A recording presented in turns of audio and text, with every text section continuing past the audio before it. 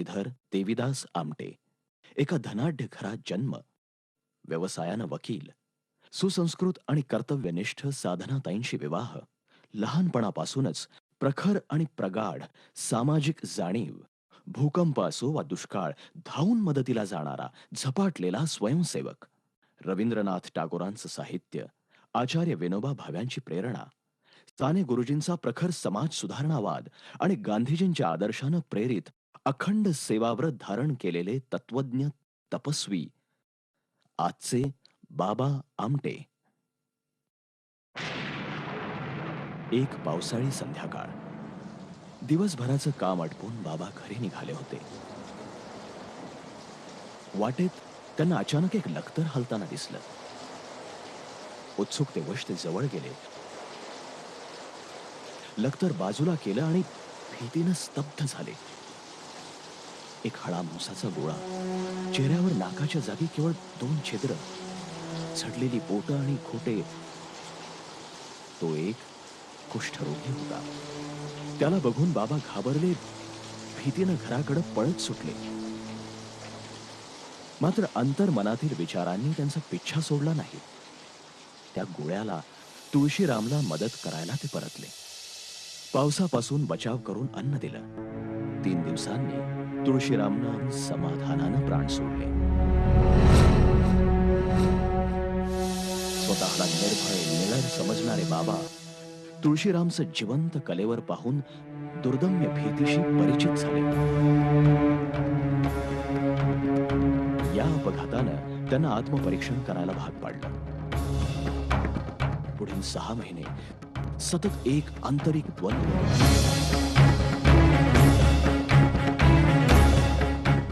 शेवटी निष्कर्ष होता, जिथे भीती आहे तिथे प्रीती नाही, जिथे प्रीती नाही तिथे परमेश्वर नाही. गांधीजींनी त्यांना दिलेल्या अभय साधक या उपाधीला तडा जाणं त्यांना मान्य नव्हतं. बाबा म्हणतात, माझ्या व जनतेच्या मनातील महारोगाबद्दलची भीती समूळ नष्ट करण्यासाठी या कार्यात मी स्वतःला गुंतवून घेतलं. एक अव्याहत प्रवास सुरू झाला आणि इथंच आनंदवनाचं बी रुजलं. ध्येय निश्चिती झाल्यावर पुढचं पाऊल म्हणजे कुष्ठरोगाबद्दल अफाट वाचन, मनन. बाबांनी कलकत्त्याला जाऊन 6 महिन्यांचं रीतसर वैद्यकीय प्रशिक्षण घेतलं आणि सेवा सुरू केली. वरोऱ्याच्या आसपासच्या गावातील कुष्ठरोग्यांना डायमिनो डायफेनिल सल्फोन, थोडक्यात DDS या उत्तम औषधाच्या मदतीनं बरं करण्याचा त्यांनी चंग बांधला. 1949 मध्ये बाबांनी महारोगी सेवा समिती संस्था रजिस्टर केली आणि 11 साप्ताहिक दवाखाने, 4000 रुग्ण या स्वरूपात कार्य सुरू झालं. 1951 मध्ये सरकारकडून लेप्रोसेरियमसाठी 50 एकर पाणथळ दलदलीची जमीन त्यांना मिळाली. आमटे कुटुंबीय 6 कुष्ठरोग्यांच्या चमूसह इथं दाखल झाले. ते खिशात 14 रुपये आणि दुर्दम्य आशावाद घेऊन. निबिड जंगल, विषम हवामान, खडकाळ माळरान यावर 3 वर्षांच्या कठोर श्रमानं Anandwan फुललं.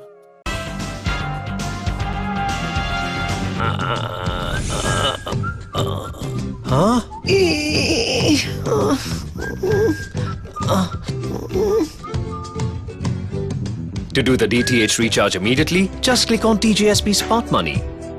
Enter your MPIN. Go to Merchant Payment.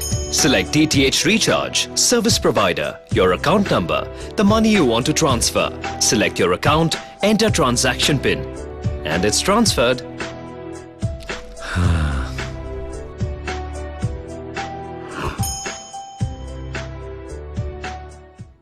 बॅरॉन men's स्टुडिओचा लग्न सराई धमाका. 50% महासेल. किती? 50% महासेल. हो, कुठल्याही कपड्यांवर चक्क 50% ऑफ.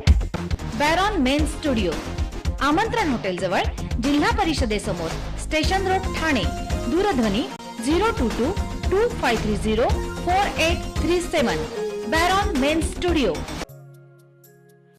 विषण्ण माणूस आणि दुःखी मुलांच्या चेहऱ्यावरच्या हास्याचं मोल मला कुठल्याही पुरस्कारापेक्षा जास्त आहे, हे सांगणाऱ्या बाबांना आजवर देश विदेशातील अनेक पुरस्कार, मान सन्मान मिळालेले आहेत.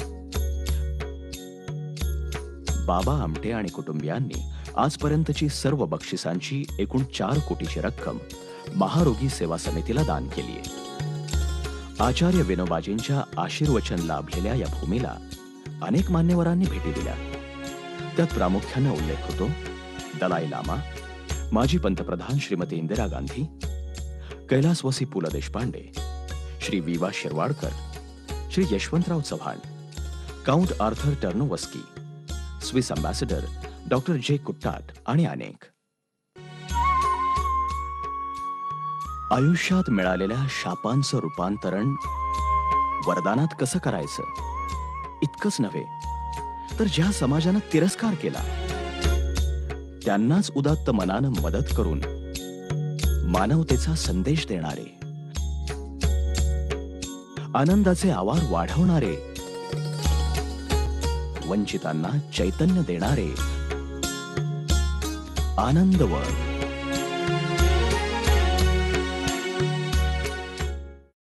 दुर्दम्य जंगल असलेल्या गडचिरोली जिल्ह्यातील माडिया गोंड या आदिवासींच्या आरोग्य आणि शिक्षण विषयक अज्ञानामुळे त्यांची होणारी दुर्दशा बघून त्यांची सेवा करण्यासाठी बाबांनी हेमलकसा इथं 1973 मध्ये लोक बिरादरी हा प्रकल्प सुरू केला. 50 एकर भूमीत विस्तारलेल्या या प्रकल्पात प्रामुख्यानं हॉस्पिटल, आदिवासी मुलामुलींसाठी निवासी शाळा आणि वन्य प्राण्यांसाठी अनाथालय आहे.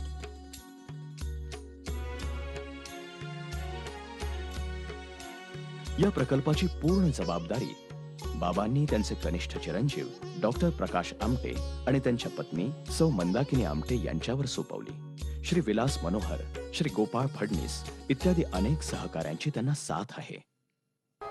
किड्यांनी बुजबुजलेल्या महारोगाच्या जखमांमधून मानवी कर्तृत्वाची यशोगाथा जन्माला घालणाऱ्या या अजिंक्य योद्ध्याचं पाऊल पहिल्यांदा भामरागडकडे वळलं. साल होतं 1970.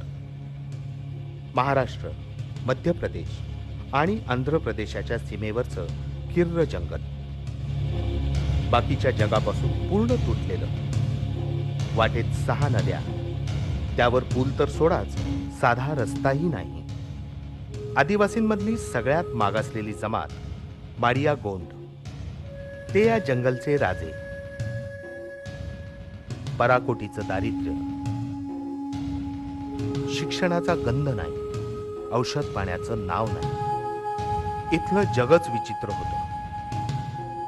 बाहेरच्या दुनियेपासून तुटलेलं, घनघोर अरण्यातल्या अंधारात रुतलेलं. इथं माणसं राहतात, अंगात तोकडी बनियन आणि जेमतेम ढोपरापर्यंत पोचणारी साधी सुती पॅन्ट घातलेला. मिठल्या ओठांचा एक अबोल माणूस गेली 30 वर्ष एका हिंस्त्र जंगलात पाय रोवून उभा आहे आणि करतो आहे काम. माणूस नावाच्या प्राण्यापर्यंत ईश्वराचा हात पोचवण्याचं काम, फक्त काम. आदिवासींच्या जखमा बांधण्यात, दुःख सावरण्यात हात इतके गुंतलेले की मदत द्या म्हणून जगाच्या दारात जायला क्षणभराची देखील फुरसत नाही. डॉक्टर प्रकाश आमटे आणि आयुष्यभर सावलीसारखी पाठराखण करणारी त्यांची सहचारिणी डॉक्टर मंदा आमटे. हा प्रवास अवघड होता, पण एकाकी नव्हता. कोण कुठले तरुण साहस म्हणून हेमलकसा इथे आले आणि त्यांनी आपलं आयुष्यच या प्रकल्पासाठी दिलं. बाबांची मुलगी रेणुका, विलास मनोहर, दादा पांचाळ, जगन मचकले, गोपाळ फडणीस, मनोहर यंपलवार, बबन पांचाळ, मुकुंद दीक्षित, किती नावं घ्यावीत. सुरुवातीला जेव्हा आम्ही प्रकल्प सुरू केला इथे 1973 साली, तेव्हा आदिवासींच्या आरोग्याच्या समस्यांची कल्पना नव्हती. पण एकंदरीत जसं गावागावात आम्ही फिरायला लागलो आणि जेव्हा लोक यायला लागली दवाखान्यामध्ये, तेव्हा आरोग्याच्या समस्या किती भीषण आहेत हे कळायला लागलं. तर प्रत्यक्ष त्यांची परिस्थिती जेव्हा बघितली की हा कुपोषण हा मुख्य मुद्दा होता. बहुतेक सगळे आदिवासी हे अंडरनरिश्ड होते, म्हणजे त्यांना 2 वेळा पुरेसं खायला मिळत नव्हतं. मग इतकं कुपोषण असल्यामुळे मग साथीचे रोग इथे होते. या भागातल्या प्रत्येक माणसाला मलेरिया व्हायचा. मूल जन्माला आल्यापासून त्याला ताप डास चावायचे आणि त्यामुळे मलेरिया व्हायचा. आणि अंगावर कपडे नव्हते, त्यामुळे थंडीच्या दिवसामध्ये, हिवाळ्यामध्ये जेव्हा टेम्परेचर 5 डिग्रीपर्यंत उतरतं तेव्हा ते शेकोटीला कुशीत घेऊन झोपायचे. आणि मग जळल्याच्या केसेस खूप यायच्या. अगदी लहान मूल, 2 महिन्याचं मूल, ज्याचे पाय पूर्ण जळलेले मी बघितले आहेत. तर अशा अनेक केसेस आम्ही बघितल्या की ज्याच्यामध्ये मुलं आणि बायका थंडीचं पासून संरक्षण होण्यासाठी म्हणून शेकोटीपाशी झोपलेत आणि जळून मेलेत. मैलोन मैल अनवाणी हिंडणं हेच ज्यांचं नशीब, त्यांच्या रक्ताळलेल्या जखमा कशा बांधणार? जिवंत सापांचे तुकडे, भाजलेले उंदीर, मिठात कालवलेली लाल मुंग्यांची चटणी हेही संपलं की डॉक्टरांनी दिलेल्या पांढऱ्या गोळ्यांचे बकाणे भरणाऱ्या आणि पातळ औषधाची बाटली तोंडाला लावून घटाघटा पिणाऱ्या आदिवासींना औषध कसं देणार?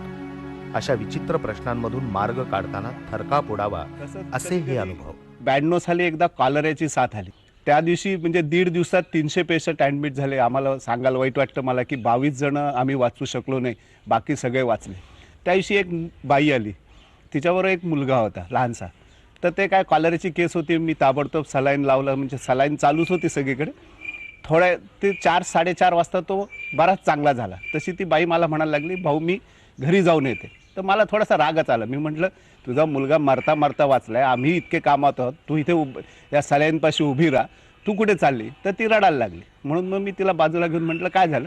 तर ती म्हणाली माझा नवरा कालच ह्या रोगाने मेला म्हणे. मी 2 मुलांना घेऊन निघाले. लहान मुलगा जो कडेवर होता तो रस्त्यात मेल्याला समजल्यावर मी इथनं त्यांनी गाव सांगितलं, कुमरगुड्याच्या जंगलात त्याच्यावर काटे ठेवून आलेली आहे. आता हा मुलगा वाचतोय तर मी त्याचं दफन करून परत येते. ही पिशीबाई, कुयर गावातली. पायावर फुटलेला हा कॅन्सर, तो कापून काढणंच श्रेयस्कर.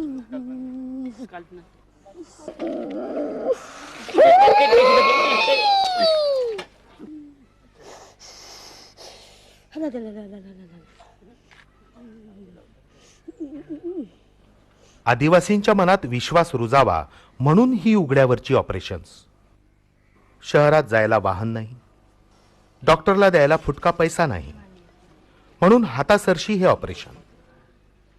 आत्तापुरत्या वेदना संपतील, पण पुढल्या सर्जरी कॅम्पमध्ये पाय काढून टाकावा लागेल. वेदना संपवणारी महागडी साधनं हातात नाही, म्हणून त्या कमी करण्याचा हा प्रयत्न, तोही सर्वांसमोर. ऑपरेशन थिएटर तरी कशाला लागतं?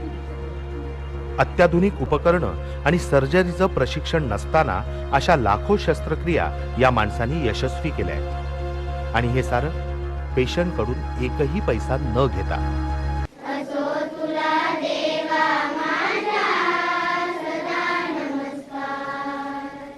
4-4 दिवस पायी चालून डोंगर दऱ्या ओलांडल्याशिवाय पोचताच येणार नाही अशा कडेकपारीतल्या पाड्यांमधली ही मुलं. त्यांच्या आईवडिलांनी दूध पित्या वयातच त्यांना लोकबिरादरीच्या शाळेत आणून पोचवलंय. यावर विश्वास बसतो?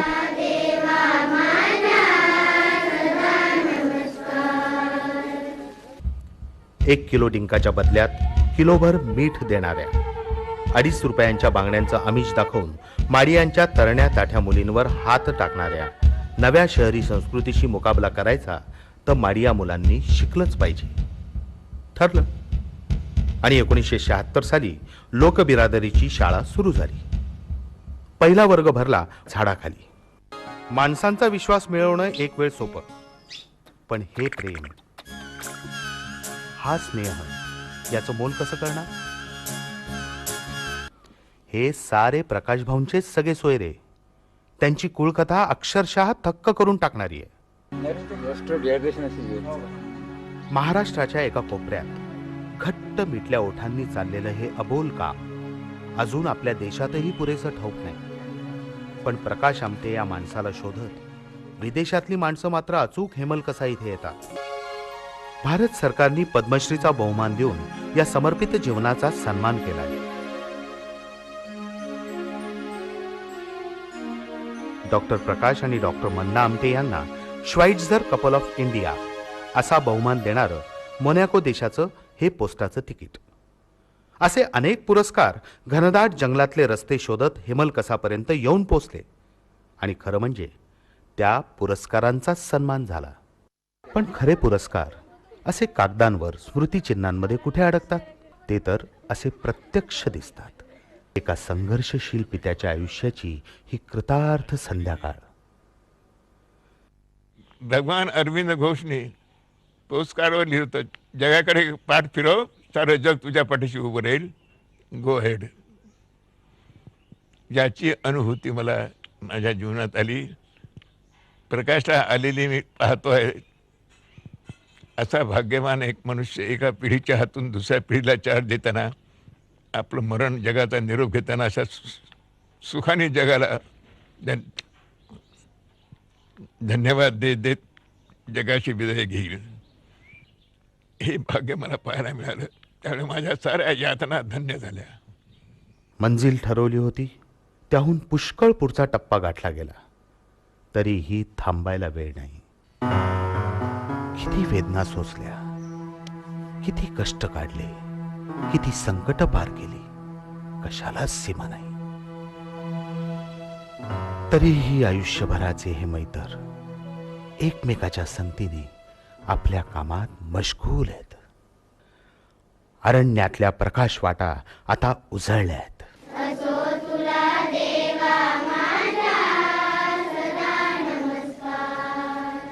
किटी चॅरिटेबल ट्रस्ट द्वारा हृदय रुग्णांसाठी एक अनोखी भेट, केअर वेलनेस EECP सेंटर. हृदय रुग्णांना वरदान ठरणाऱ्या EECP थेरपीद्वारे अँजिओप्लास्टी आणि बायपास टाळा. केवळ 1 महिन्यांची थेरपी. USA FDA प्रमाणित अत्याधुनिक उपकरणाद्वारे मिळवा सुदृढ हृदय आणि आनंदी जीवन. Care wellness EECP centre. अहो, आपण आपलं घर स्वच्छ, सुंदर, नेटनेटकं ठेवतो ना, मग आपण आपल्या शहराच्या बाबतीत उदासीन का? आपलं शहर स्वच्छ, सुंदर आणि नेटनेटकं ठेवणं ही आपली जबाबदारी आहे, हो ना? मग उचला फोन आणि विना परवाना होर्डिंग्स, बॅनर्स कुठे दिसले तर 1800-222-108 या टोल फ्री क्रमांकावर कळवा. त्याची दखल त्वरित घेतली जाईल. लक्षात घ्या, आपला छोटासा सहभाग आपलं शहर स्वच्छ, सुंदर आणि नेटनेटकं बनवू शकतो.